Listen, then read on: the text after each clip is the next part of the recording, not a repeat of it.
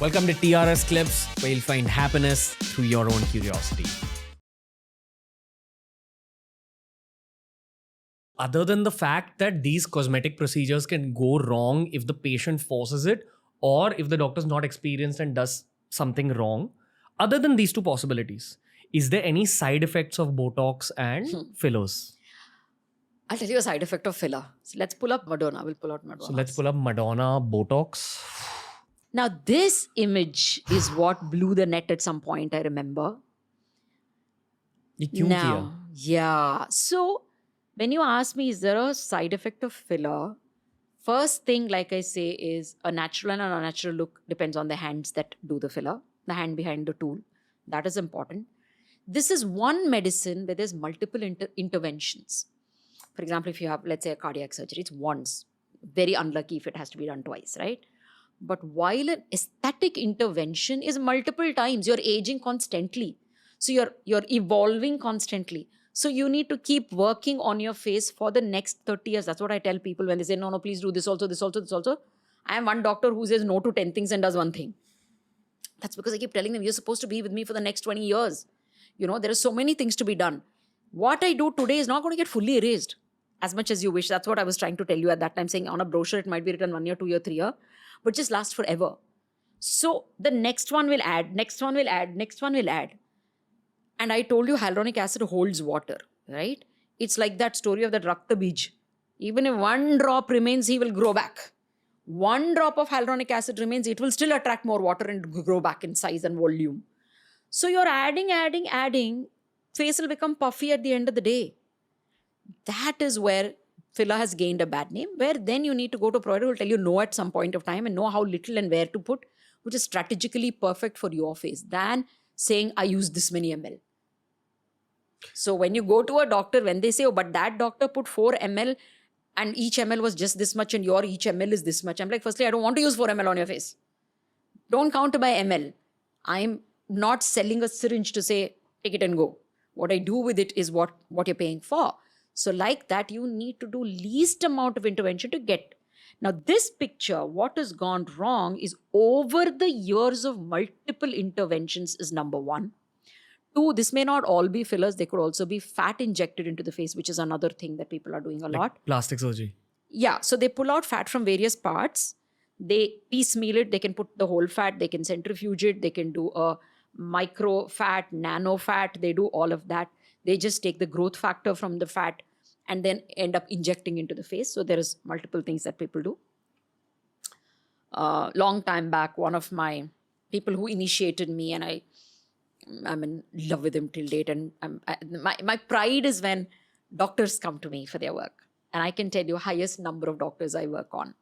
Yeah. So when your own fraternity recognizes and says you're good is when I feel, yay. So Dr. Waffles Wu is one of my mentors in the initial age. He's one of the very well-known plastic surgeons in Singapore. And even today, if there's anyone that he has to refer in India, he will end up sending. So to me, that's my certificate of excellence. So I remember Waffles talking and a paper I think he published about fat injections into the face and how it's not to be done and how it changes. Those days, the whole fat was given. Now, of course, they kind of, like I said, do a growth factor from the fat, all of this, and it's much more sophisticated. But there's still people who end up practicing putting in fat into the face. Now, this could be one of that. Excessive fat into the face. And 2, she's aging. There's hormonal changes that will happen. It could be that. And she must have put on some weight. So all of this. So we can't just say it is just fat in. And there's a facelift. You can see the scar in front of her ear. There is a facelift. Oh, done. shit. Yeah. And then there is a lateral brow which is lifted. When you see younger also, she does have a little lift there. But this is like completely. And the second thing, what they've done to combat the brow which is coming down, they've erased off the brow and drawn a pencil line like that. So there's too many things that's gone wrong in it. So you can't just blame it on filler gone wrong. There's too many things that's gone wrong in this. And maybe it's just weight, poor thing. It's that age. It's the hormones, like I said. So as much as I can analyze what is going wrong, but I totally empathize and understand that it is not just that. I'm going to ask a very hardcore question. So please answer it in a long drawn way, however you wish to answer. But all these procedures, are they an addiction for some people? They are. Oh my God, it's an addiction for everyone. Once you do it, I'll tell you, it's not like I'm talking about it as a bad addiction. If you know something can make you look fab, why won't you want it again? Like wearing good clothes. No, I want to look again as good as I looked 3 months ago. So I will go to the doctor and say, okay, again, do my, frown Botox. And I love the way I look, it feels. And like I said, certain things, functionality also improves. So I love it. I want to do it. So that's a good addiction. But where it becomes bad addiction is from addiction changes to obsession. Then you're like, oh, now this last trace of line also I want out. The skin also I want to be pulled. I'm 60, but my jaw has to be as sharp. So pull everything and then put so much. There is a skin excess which is happening. There's multiple things that is changing. So you can't end up having the jawline of a 30 or a 20 or a, let's say, 40. When you're at 60 and 70, no matter what you do, unless you cut the skin, take the excess and stitch it up. So there's right things to do at right age for right issues. You can't be addressing that with fillers. That's when things go wrong and it looks overfilled. The core of this problem is actually self-medication and self-made decisions in some cases. Not always. It's a combination of a lot of things. Not everybody says, I want this done and I want to go. There's also a doctor there who's doing it and catering to it, no? Okay. You so end up saying no. Like I have people who are addicts, who are obsessive, who want it time and again. There are some things I say, yes, let's do it. This is good for the upkeep. It's important. You do it at timely. So we do the upkeep so it doesn't deteriorate further where I may need to do more work to bring it there. Fabulous. Take care of yourself. I will repeatedly do this maybe, let's say, every 3 months, every 6 months, whatever, depending on what I have done. We will do it. As I keep doing, I keep telling people, first time, for example, if I do a filler, I may take, let's say 6 ml, just for sake of ballpark figure. And if I tell you, I usually don't like to do everything at once. I end up starting off with an energy-based device because envelope is what is important. So I give them an energy-based device to tighten the skin, stimulate your skin, lift the skin. Then I end up relaxing, which means I use Botox to relax everything. So now I know what I've done is I've lifted, I've relaxed a few lines. Now this is a beautiful state. Then I end up using little fillers to tweak, like I said, move the light reflection here and there. So that looks natural and beautiful when they go out. Now, if I even fillers, sometimes some people come to you so late that they need a little more than just a little filler. So then I end up doing a little, then I may end up doing a second time. Then if I've done my process and I say, done, you look at the mirror, you say, love it, we are done. Then I don't really use much fillers at all. There are times I haven't even touched a face with a filler for 5 years. Yeah. So that is where your intervention rightly, where you're not letting it deteriorate, but you also know what is that fine line where you're not going a little excess. That is what has to be discussed, and a doctor has to put a hard fist down and say no. So that can happen. But I can also say it's not so easy for a young and upcoming doctor to sometimes do that. This is not the worst Botox I've seen. You wanted to pull up this image. This is not the worst Botox that I've seen. Like, I very clearly know this is Botox, but I see so many people with... I also didn't want to look at a fully distorted face. Then what's the point? Then it's horrible work. Why am I even analyzing that? So look at her. What is 2 things I'll tell you. Many things have gone wrong, which you guys can see. Her brows a little hooded, forehead is looking too shiny. But even while she was young, she was pretty much...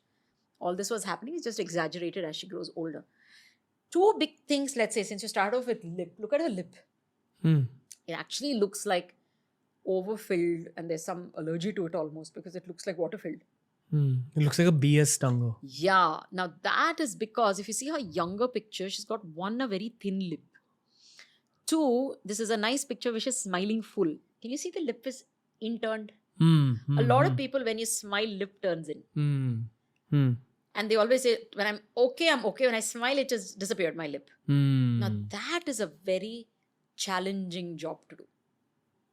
So you can't just fill more in that. It will only turn in more. So there is a way of working on that lip to be able to evert that lip. And we also add a little bit of toxin to take away that muscle which is here, which is strong, which is actually pushing it down. So that's a difficult job to do. Now, having said that, also her teeth, like I keep saying, is very inward like this. So there is no support to the lip from inside. Plus the lip is turning in, and someone in the attempt of making the lip bigger has put so much material. Now it's just become like 2 thick sausages. Not aesthetic, number 1. Yeah. 2, Of course, there's a little bit of overfilling happening. There's also a little bit of overhanging happening. All this is What is age. overhanging? Okay. Tissue that I said will hang. So this is age and filler together. Other thing that's gone wrong in this image is, you should actually, there's this, I've seen a few of these images because I used to use her in lecture years ago. You will see another image where she's Botoxed her eye, the crow's feet, and this has become flat. So when she's smiling, even this you can see, this is all, in this little lines are seen, this goes flat. So they say, smile doesn't carry to your eye. So you're smiling, this is flat. That little crinkling happens is what the smile gets carried, number one. Two, the orbicularis oris, oculi, which I said is the eye muscle, which shuts and opens the eye. That muscle is not just shutting and opening the eye. That's not its only function. And smile and crinkle is not its only function. These fibers of it also act as a cheek elevator, which means it lifts the cheek up. When you smile, how is this cheek lifting up? Because this muscle is active and it's pulling it up. Now, to get rid of these lines, if I were to Botox here, and if I do this, when I smile, there's a shelving sign. See? So a cheek is also not lifting enough. So now the cheek is hanging even more because I'm not allowing the fellow to lift. This hang increases. So it happens like a shelf. Here it shelves right here. It doesn't carry forward. And I was telling you, the light has to reflect here in a youthful face, not from a here. Now I'm adding to that by not allowing that fellow to come up only. So that is another finer thing that's gone wrong here. Hey, if you enjoyed today's clip, make sure you check out all the other clips we've uploaded on this channel. You'll find a clip related to almost every single topic as long as you're willing to search for it.